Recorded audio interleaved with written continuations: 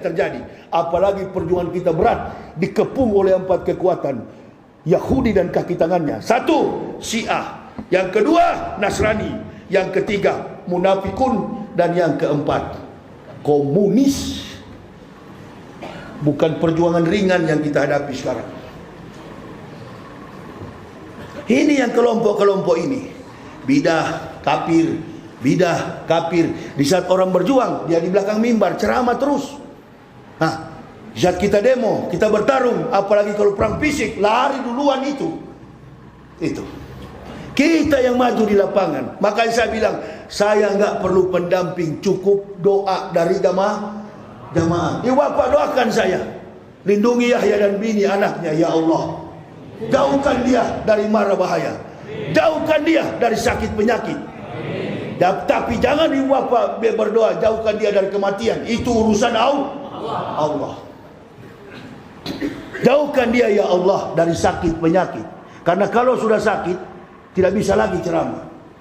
Nggak usah bilang jauhkan dari COVID, nggak ada itu. Tidak ada itu, COVID itu nggak ada. Bagi saya pribadi, tapi kalau ibu bapak mau percaya saja. Saya tidak bisa memaksa. Pakai masker silakan pakai masker. Orang yang pakai masker itu ada 3. Yang pertama dia cinta kepada corona. Yang kedua dia percaya adanya corona. Yang ketiga dia takut pada corona. Orang tak pakai masker juga ada 3. Yang pertama tidak disiplin, otaknya miring, termasuk saya. Yang tidak pakai masker karena sudah disuruh-suruh oleh Jokowi, dia tidak pakai. Yang kedua yang tak pakai masker, orang yang beriman kepada Allah, bukan yang percaya, yang beriman. Kalau dia beriman, berarti dia tahu segala bentuk penyakit akan dapat dikalahkan dengan iman. Jangan ikut-ikutan. Saya jangan diikuti, Al-Quran ibu bapak ikuti. Dan yang ketiga, saya pegang kalimat Joko Widodo, Presiden Republik Indonesia. Kita berdamai dengan corona. Itu nggak bisa dituntut. Masih ada jejak digitalnya. Kita berdamai dengan corona. Ibu bapak pakai masker dalam ruangan kecil begini tertutup dengan napas oksigen, suhu manusia yang begini terkumpul, terkuras 20% oksigen kita. Buka dulu, nanti di luar sana baru pakai lagi. Tapi jangan nanti saya bilang baru buka, sudah terlambat. Bagaimana COVID mau datang kepada saya ini? Setiap ceramah siang malam COVID. 1 hari 19 gelas. COVID itu kan kopi dingin. Coba pegang ini kalau masih panas, sudah dingin. Mana lagi dia mau datang? Maksud Pak Jokowi berdamai dengan corona itu begini filosofisnya. Saya dulu di Papua, kafirun, begitu masuk Islam, kita jadi dekat. Dulu jauh saya di Papua, di Manado, kampung halaman saya Manado. Masuk Islam, sama-sama kita satu masjid. Jadi dekat. Itu maksud Pak Jokowi. Jangan takut dengan corona, berdamai, berpelukan. Bilang sama dia, saya juga siang malam ceramah di Sumbar ini corona terus. Kopi, rokok, nasi di belakang situ. Siap semua itu. Kita berdoa kepada Allah Subhanahu wa ta'ala. Bulan Juli ini saya dengar Pak Jokowi sudah mau cabut ini. Karena tinggal bayar terus. Setiap rapat corona, di jalan-jalan dijaga corona. Jamaah tidak boleh mudik, bertemu keluarga. Cina kafir, komunis diloloskan. Ayo. Bapak ikut terus. Kalau kita mau kompak, insya Allah iblis mati. Corona mati. Kita kompak, tapi kita nggak kompak. Beriman sholat tapi begini. Iya, imam juga pimpin sholat. Allahu Akbar. Di Jakarta ikut sholat subuh, saf pertama saya. Imamnya curiga saya kira sumbing. Ini imam ditunjuk imam masjid, imam rawatib, sumbing begini.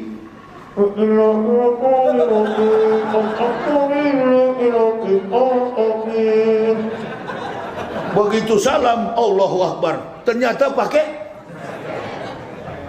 Bila untung tidak mati kau imam. Saya kira imam sumbing tadi imam.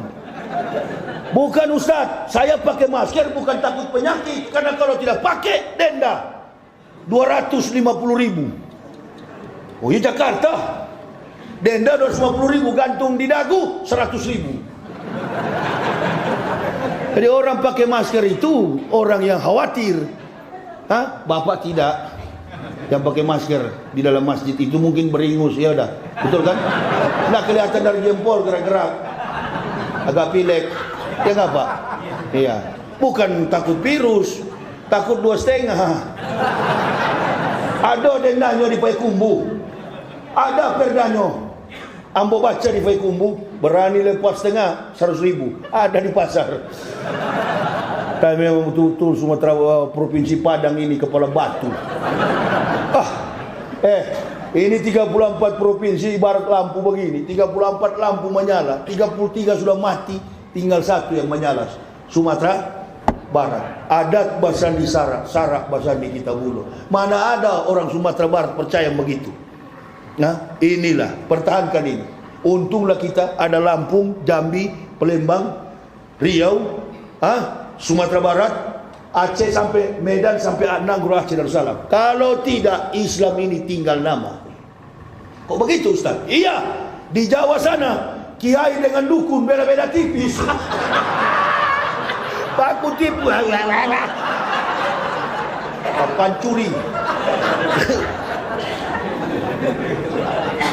Saya orang dari kafir begini, tak berani saya masuk Islam setengah-setengah. Saya tahu betul nih jurus-jurus yang begini ini dia. Orang saya bekas munafik besar, bekas kafir, tahu saya yang begini. Suruh berdoa orang di kubur, bukan berdoa orang di kubur, minta berkah pada kiai, bukan berdoa. Cukup dulu saya merasakan bagaimana mentuhankan Yesus. Apalagi cuma itu. Sekali musyrik jangan terulang kembali. Itu beda-beda tipis. Biar nggak bisa berdakwah, kumpul orang pakai tumpeng di situ dicampur-campur dengan sholawat. Innalillahi. Saya pikir-pikir, oh ini barangkali gempa bumi datang terus. Diancam. Jadi nilai Islam itu hanya dibungkus dengan kemunafikan. Yang penting bayar. Tadinya merontak, begitu dibawakan duit, oh langsung iya. Dia sudah mau mati, sudah tua, masih juga mau. Itu dia. Sampaikan begini Ustaz, iya mesti begini. Sudah banyak yang peringati saya, pelan-pelan Ustaz. Aduh Ustaz, sasaran berikutnya Alhamdulillah. Alhamdulillah. Semakin kita takut diancam, syaitan makin iya betul, takut aja takut. Nggak pernah saya takut. Dari kecil sifat saya memang sudah begini. Semakin ditantang, baku habis kita. Itu dia. Ini bukan pertarungan fisik, kita berdakwah. Tuntut saja, nanti kita buktikan di pengadilan. Mana ada bilang orang masuk neraka di penjara. Gitu. Saya kan bilang kemarin di YouTube itu ada. Jangan cuma Habib Rizik ditangkap, semua para ustadz ditangkap. Kita kumpul dengan Habib di penjara, bikin pesantren. Allahu Akbar. Semua pendakwah itu pilih jalan yang mungkar. Ini sekarang lagi berperang. Ini semua menjilat. Sampai ada ustadz itu ngomong di televisi, kalau tidak mudik sama dengan Lailatul Qadar. Itu Yusuf Mansur itu. Barang emas ibu-ibu dia suruh buka semua. Baku pancur dalam masjid. Saya berdakwah kemana-mana, tidak pernah berpikir bagaimana mau dapat uang. Saya berpikir bagaimana saya menjadi berkah bagi umat. Amin ya Rabbal alamin. Tidak peduli mau tersinggung jamaah, tidak jadi masalah. Ceramah di Sawalunto saya di apa itu? Batu Sangkar. Sementara saya ceramah begini, ada yang peluk anjing di pagar masjid. Saya bilang mudah-mudahan yang peluk anjing gigi di kuping. Putus kau punya kuping. Dia pukul tuh anjing itu. Oh. Padahal kawan satu di Batu Sangkar sudah bilang, Ustaz jangan singgung-singgung, sudah ada buaya dipukul di sini.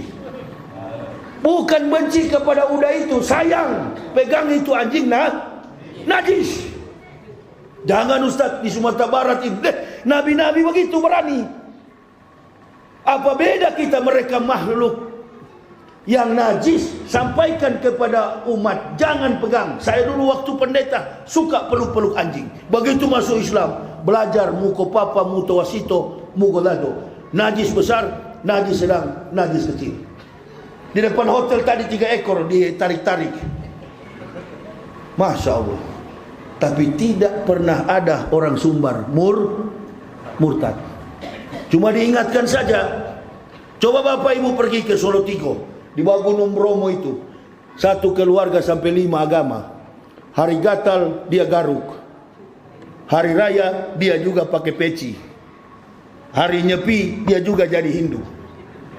Coba ke Jawa sana lihat di pinggir-pinggiran Bromo itu. Tapi kalau kita tegas begini, jangan, Islam tak boleh keras-keras. Begitu disorong amplop lain. Itu. Alhamdulillah masih ada Sumatera. Saya orang Manado, cocok sama Sumatera. Karena memang satu watak begini. Kita tidak ada yang sama. Beda kita ini. Saya Manado, adat saya beda, suku saya beda, bahasa saya, dialektika saya beda. Kenapa kita bisa sama? Karena prinsip mempertahankan iman tauhid. Apa falsafah orang Minangkabau? Apa falsafah orang Minangkabau? Budaya dikesampingkan, agama telanjang, rimbas. Kalau untuk agama hitam putih. Enggak ada itu. Oh, ini kafir yang dulu Ustaz, bukan yang sekarang. Ban Vespa di kepala putih. Ya.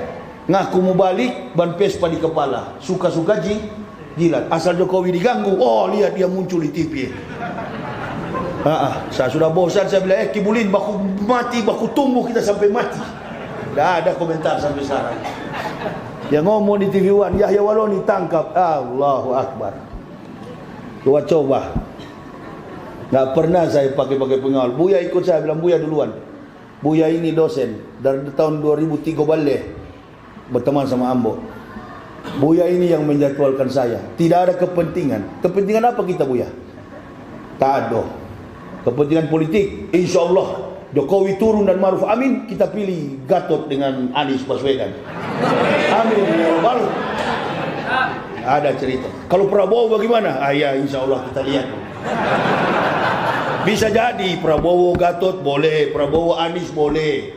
Jangan cepat-cepat kita menghakimi. Tetap kita satu barisan dulu. Tapi jangan dua rajal ini, aduh rusak. Intinya bukan yang sekarang Jokowi Maruf. Ini satu sudah tua. Jokowi mau tanda tangan minuman keras. Ditanya komentator TV, Assalamualaikum Kiai. Waalaikumsalam. Itu Pak Jokowi mau sahkan miras. Mana saya tahu. Ini sekarang lagi disorot sama ustadz-ustadz di Indonesia. Dia yang tanda tangan tuh dana haji itu, Pak Maruf. Dia tanda tangan sampai dia ngomong, tidak apa-apa dilola. Lola. Dikelola. Bisa itu kan untuk dijengkel. Ibu-ibu, nenek-nenek, oma-oma ngumpul recehan sampai 15 tahun kawan. Dia kumpul untuk naik air mata orang Islam. Musibah apa kita mau terima ini? Yang lain-lain takut bicara begini. Sembunyi terus, takut. Ini kan presiden, sudah ada undang-undangnya 4 tahun setengah. 40 tahun. Tidak peduli, yang penting kebenaran itu sampai. Dilola. Ya ini coba saya kirim ke Buya, bukan dikelola, ini harus dilola.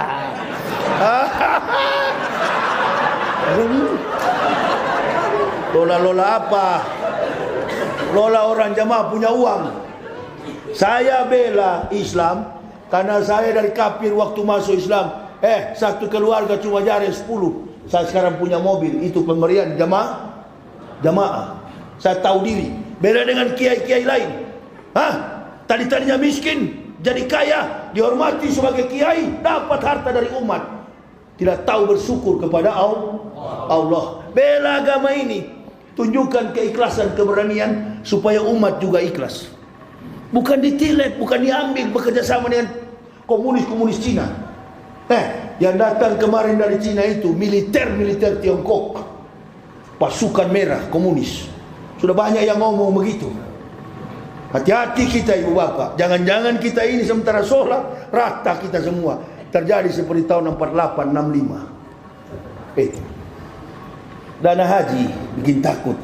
Kenapa Ustaz tadi Pak Haji di pasar tanya, kenapa tidak bisa berangkat Ustaz? Haji, itu dana haji sudah jadi tol di Lampung Palembang. 17.000 triliun dipakai oleh Kementerian PUPR. Rinciannya sudah tersebar di YouTube itu. Siapa yang tanda tangan? Ini Raja Al-1 di samping Jokowi. Ulang-ulang Pak Maruf. Allahu Akbar. Ini dari kiai jadi pejabat. Kasihan. Doakan beliau ini supaya nanti doakan doakan beliau ini supaya di sisa waktu ini sadar sampai 2024. Tapi kita susah juga ya, karena tidak ada yang lebih pasti kecuali itu dia. Itu dia. Hati-hati Bu ya, sudah rawan sekali Indonesia ini. Ibu bapak di Sumatera Barat ini adem-adem saja, tapi di Jakarta baku panas.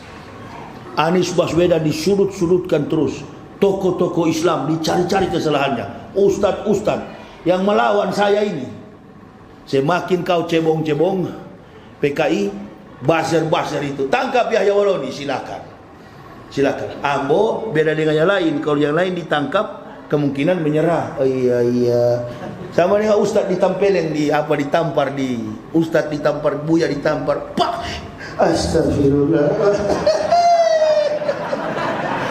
Kau bikin begitu sama Yahya Waloni. Baku mati kita. Kalau ada yang mau coba tampar Ustadz, Allahu Akbar. Saya Halidaber ditikam, saya mengamuk di Lampung. Keluar PKI, di mana kita baku hantam? Ustadz kau sendiri di kapal. Ya memang begitu, sendiri terus saya. Di atas peri saya sendiri, pakai topi, lapas Allah dan Rasulullah. Duduk begini, kalau senyum-senyum, ini berarti jamaah. Tapi kalau mulai ekstrim, kafir sudah itu. Pasang kuda-kuda Ambo, mari ke sini kalau mau. Tidak ada saya cari masalah. Di kapal sendirian, cuma dengan bodyguard saya yang kecil 4 tahun, Ibnu Syawal. Kenapa begitu Ustaz? Semakin kita takut, setan akan menguasai kita. Saya pendakwah. Tentara polisi disuruh komandannya berperang di hutan, dia berani. Apalagi kita Ustaz yang perintahkan adalah Quran, dasar kebenaran Allah. Jangan pernah ragu, jangan pernah takut. Tegakkan ini. Dan kepada jamaah, berhentilah mencari-cari kelemahan sesama Muslim. Bersatu dalam saf, saling kuat dan jangan menyinggung. Kepada mubalik, kepada ustaz, berhentilah ceramah menyinggung-nyinggung sesama karena dari situlah lubang-lubang yang dimasuki oleh para kaum kafir dan munafik.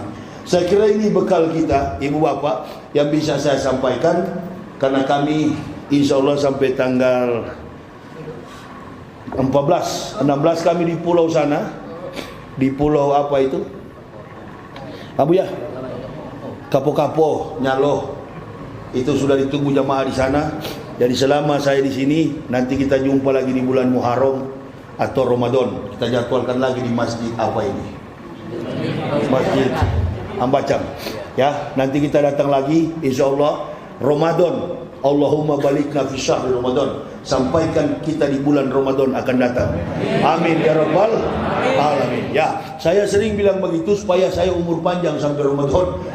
Saya pancing supaya jemaah doakan saya. Amin ya rabbal alamin. Itu aja yang saya minta, dan jangan cuma doa, bantulah Ambo dalam perjalanan itu.